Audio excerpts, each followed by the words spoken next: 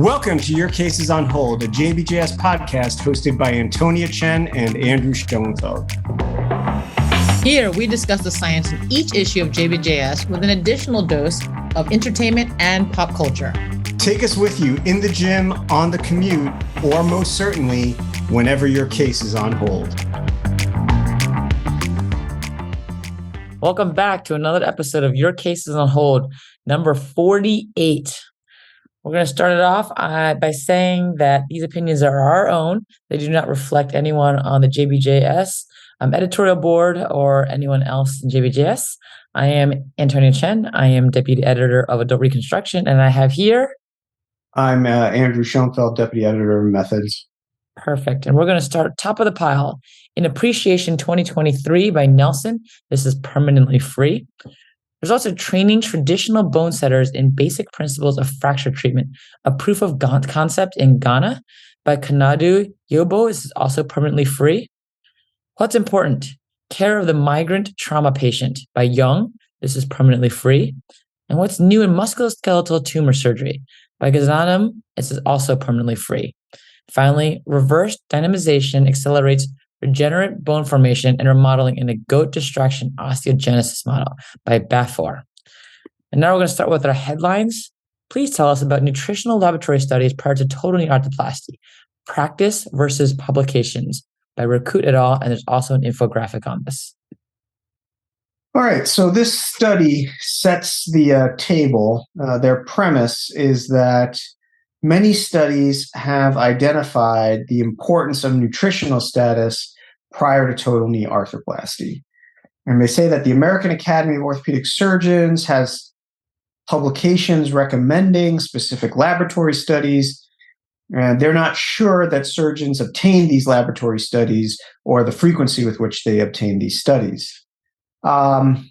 So they wanted to leverage the Pearl Diver database to assess the incidence of ordering nutritional laboratory studies in the 90 days prior to total knee. Pearl Diver, of course, is a clearinghouse of data that collects a lot of claims-based data. They're looking over the decade 2011 to 2020, identified 557,670 patients, so an incredibly large number. They're looking for orders of metabolic panel, blood cell count claim within 90 days prior to the total knee. And then they're really just determining the incidence of prealbumin, transferrin, vitamin D, those other laboratories I already mentioned, zinc, claimed within the 90 days prior. And they're looking at the year of surgery, accounting for patient demographics and clinical characteristics. It's pretty, as far as like the statistical comparisons go, pretty simple fare here. They're just looking for associations based on the year of surgery, and it's just chi-square testing. They're not doing extensive, adjusted analyses. Overall, the annual rates of laboratory testing, they say, marginally increased. So rates of prealbumin and transferrin showed the greatest increase. But they increased 316% and 264%. So I wouldn't call that modest, really. First off, how much you increase is also informed by where you started from. So if these were very low to begin with and they increase, a moderate degree, and I guess that's probably where they're going, because the absolute changes were comparably small for prealbumin, transferrin. That's where I think they're really, putting the emphasis. So the first thing that, with this study from my standpoint is the premise. And I think that it's an interesting discussion to have, particularly in this context, because much of the data that comes out about the importance of laboratory studies and things like that comes out of data just like this, database studies. And I think there is a certain segment of our population, specifically orthopedics, who has a healthy skepticism of database studies. And then keep in mind, let's just say a lot of this data comes from Pearl Diver or other study sets just like it. The studies that are being used to show the associations with these laboratory values and the outcomes are the same data elements and data points that they're then using to study how often these are being ordered, right? So people order what they think is actually going to change their practice. And if they don't think it's going to change their practice, it doesn't matter if the AAOS tells you to do it. But that's basically what it comes down to. So, first off, the premise makes this like it's dosing Ansef before the incision, right? And the recommendations for ordering laboratory values are certainly not on that level of as close to entrenched dogma, antibiotic prophylaxis, has been shown in randomized controlled studies, level 1 evidence. These studies are all going to be like level 3 and level 4 studies. So if you're into that and you feel like it's important in your practice, in your hands, and your patient care, you order it.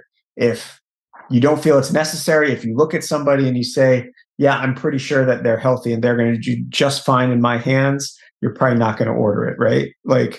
There's an indication to order these when you need to know. It's not one of these things that you're going to order it for everybody. So I think the premise is a little bit rests on shaky ground. And then, they just did a year-over-year evaluation. They find that they're not ordered too much, and okay, they're not ordered that much. And that's the thing. It's like, what does it mean, right? So, you order all these labs, and let's say you ordered them and you don't do anything with them. Well, then you would get a checkbox by saying, oh, good, you follow the guidelines of the American Academy of Orthopedic Surgeons. But does that mean you actually are making a difference, as you said, in your patient's life? But I mean, are these are not CPGs, right? Not in these cases. For total joint replacement. They're not. We don't order these values routinely on every single spine surgery case.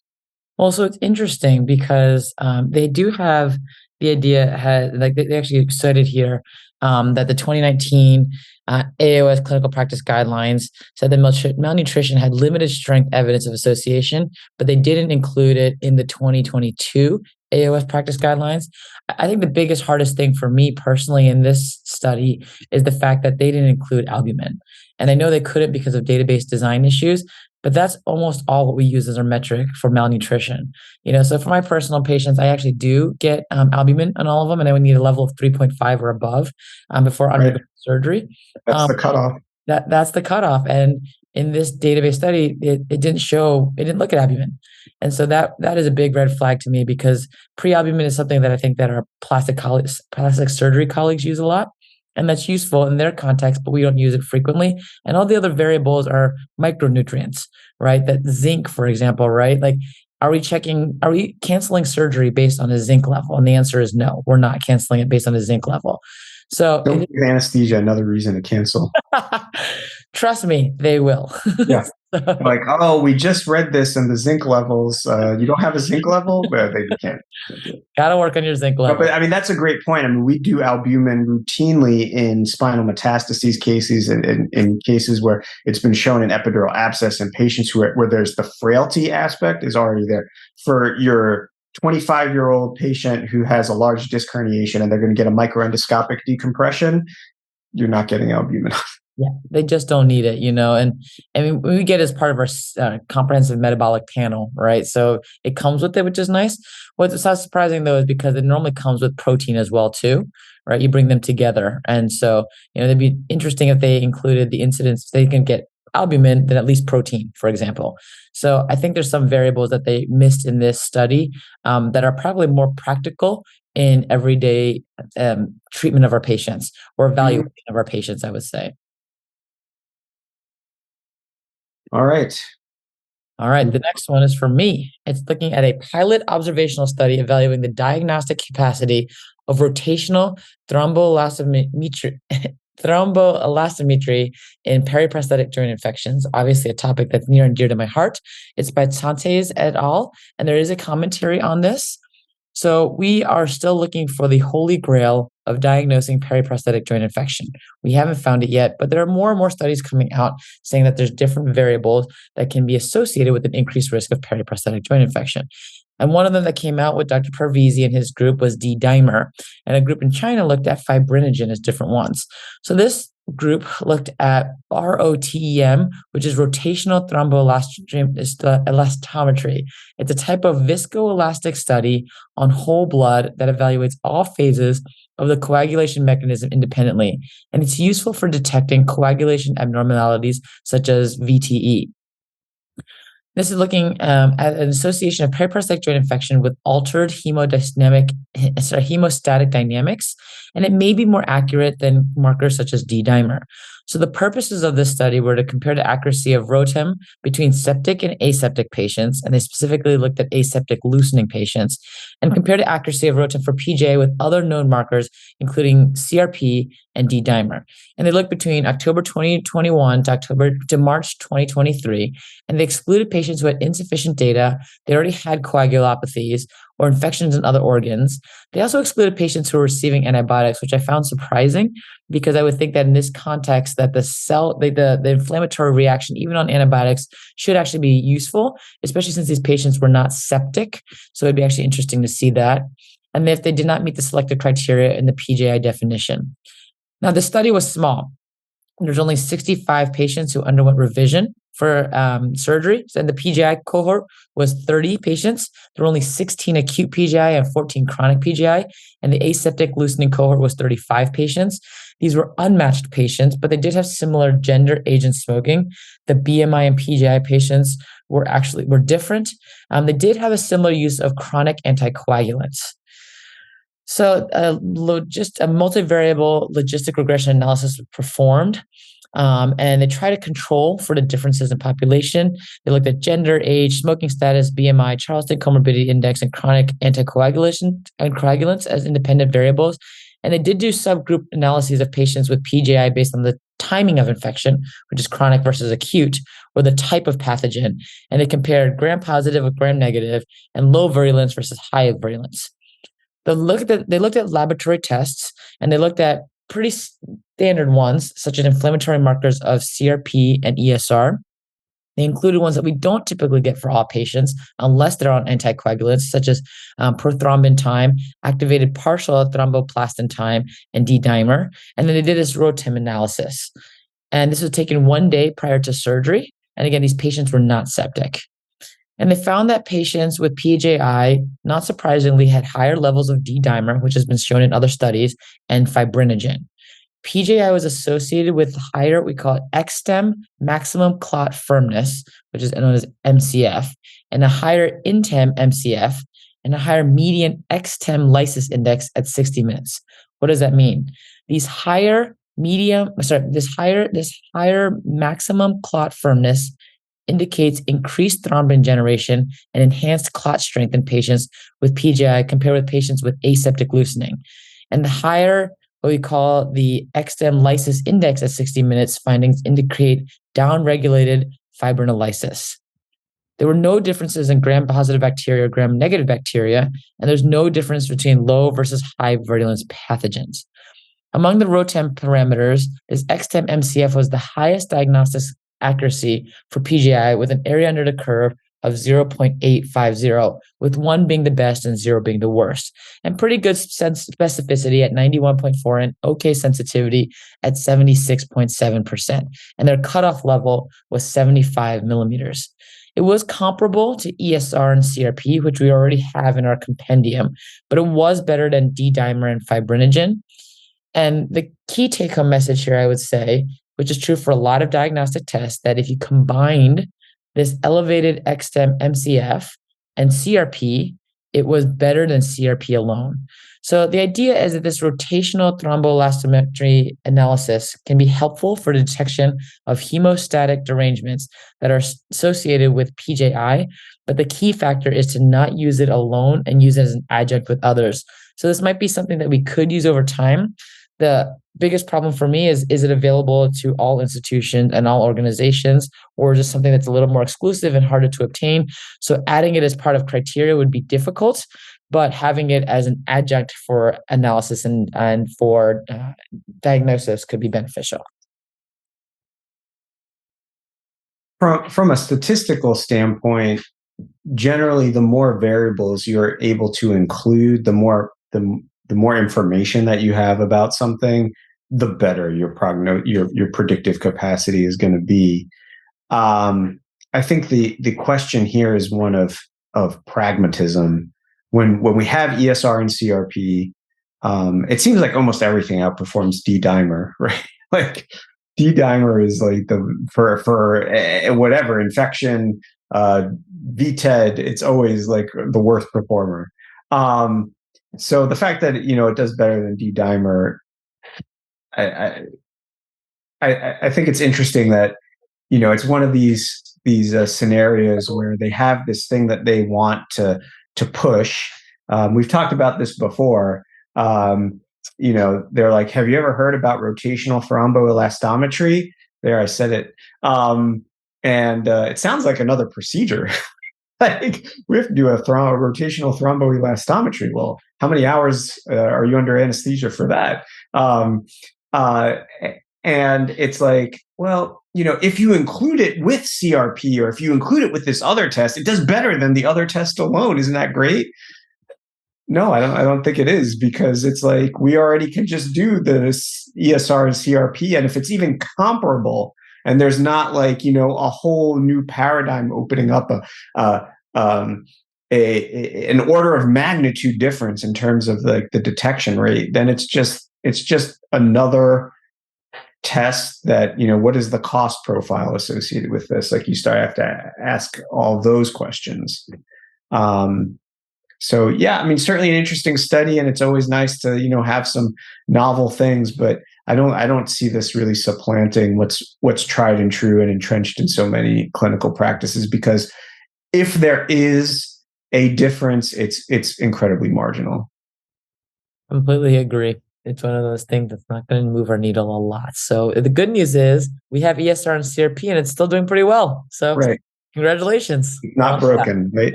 Not broken.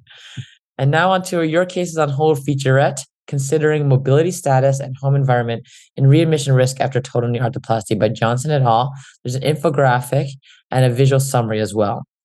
So more and more patients, as we know, are being discharged to home after total knee arthroplasty.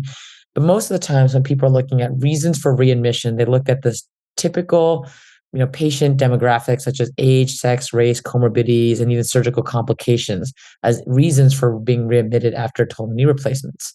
Well, this study differentiates itself by examining readmission risk at 30 days and 90 days if discharged to a skilled nursing facility versus home with home health care, while controlling for the typical patient demographic characteristics and comorbidities and complications, but also including non-traditional variables such as functional status, level of caregiver assistance in home, and social determinants of health.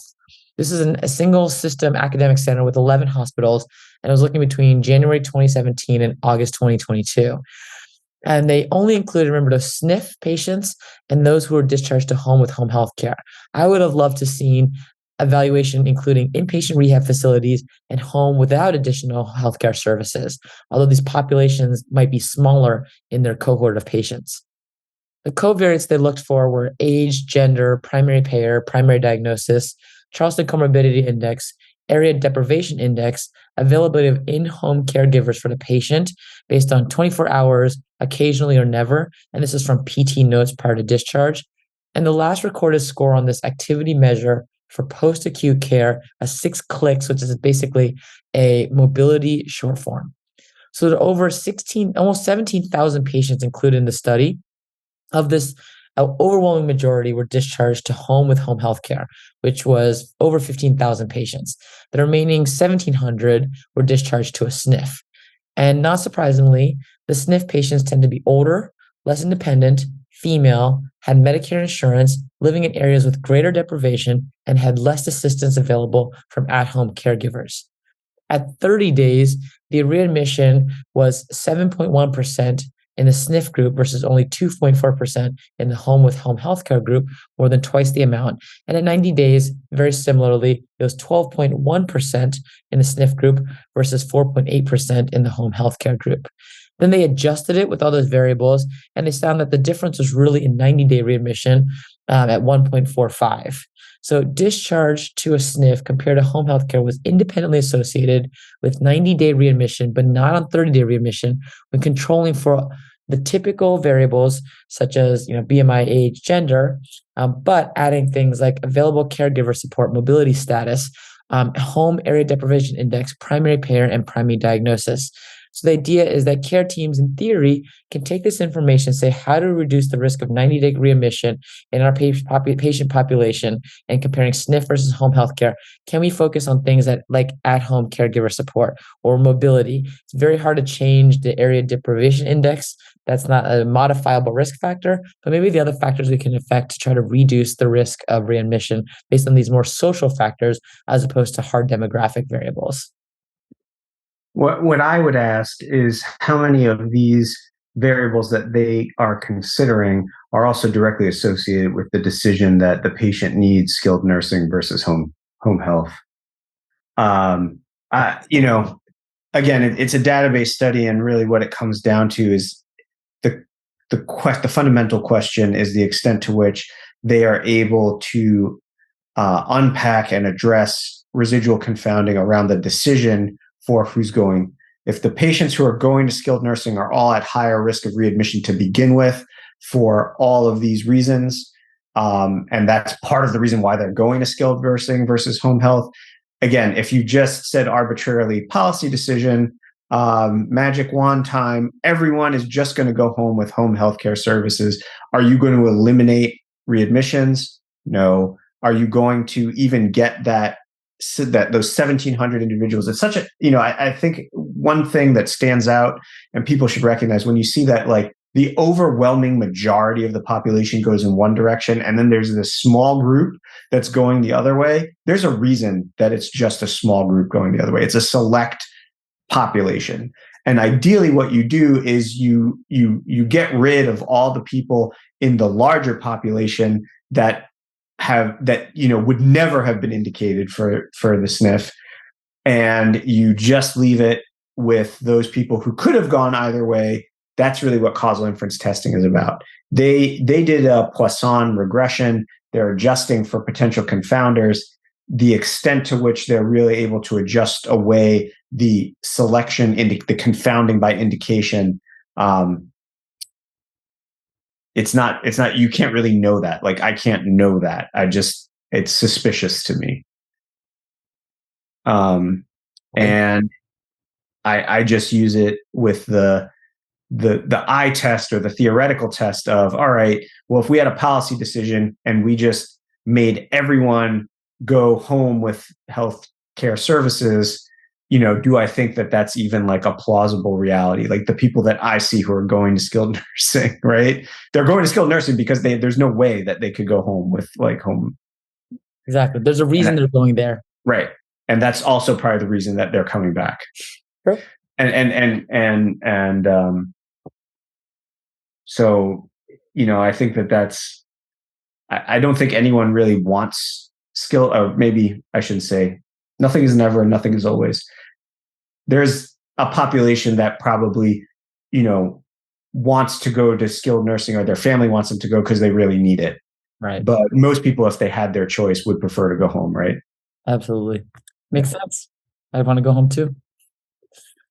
All right, finishing out with honorable mentions. Increased neighborhood deprivation is associated with prolonged hospital stays after surgical fixation of traumatic pelvic ring injuries by Patel. Patients with traumatic pelvic ring injuries faced greater social determinants of health, had longer hospital stays, and were less likely to be discharged to resource-intensive facilities when compared with patients of lesser social deprivation. This may be due to socioeconomic barriers that limit access to such facilities. The next is loading of the hip and knee during swimming, an in vivo load study by Zhou et al. This is free for 30 days. And it showed that swimming is a safe and low impact activity, particularly recommended for patients who undergo total hip or total knee replacement. Higher hip and knee joint loads are found in the crawl kick than the breaststroke kick because of different leg movements and joint mechanics. And specifically for total hip replacement patients, there's a smaller range of motion for the crawl kick versus the breaststroke kick.